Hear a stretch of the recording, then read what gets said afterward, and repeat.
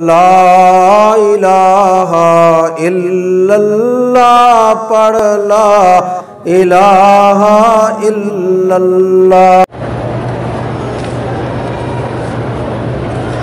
میری والدہ نے میقات سے احرام باندھ کے عمرے کی نیت کی، حرم میں آ کر عمرہ نہ کر پائیں، طبیعت خراب ہو گئی اور انہوں نے ہوٹل جا کر احرام کھول دیا۔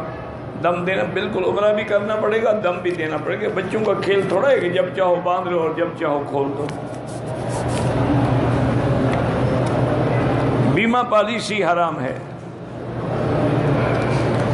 حدود حرم جو ہے جتنا بھی ہے اس سب میں وہی ثواب ہے 1,00,000 کا، جو چونکہ اللہ نے سارے حرم کو مسجد الحرام فرمایا ہے کہ انما المشرکون نجس فلا يقربوا المسجد الحرام بعد عامهم هذا۔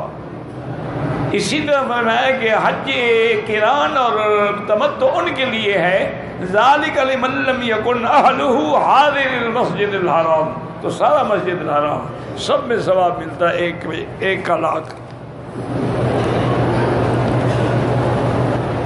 اگر عمرہ کرنے کے بعد حل کرنے کے لیے احرام اتار دیا، حل کرایا، کوئی حرج نہیں، اتارنا ہی ہے نا۔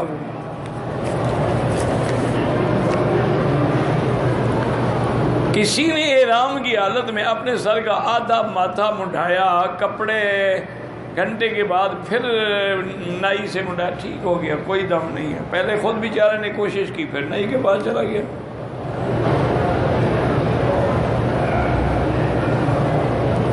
کہتے جی کہ یہاں کی مرغی کا کیا حکم ہے؟ جو مرغی مکے کی ہے، طائف کی ہے، اس ملک کی ہے، وہ تو حلال۔ جو باہر کے ملکوں سے آتی ہے اس پر مجھے اعتبار نہیں ہے، اللہ عالم۔ باقی مجھے نہیں پتا کہ البیک والے کون سی مرغی استعمال کرتے ہیں، اللہ عالم۔ مردوں کے لیے انگوٹھی پہننا جائز ہے، چاندی کی ہو، سونے کی نہ ہو۔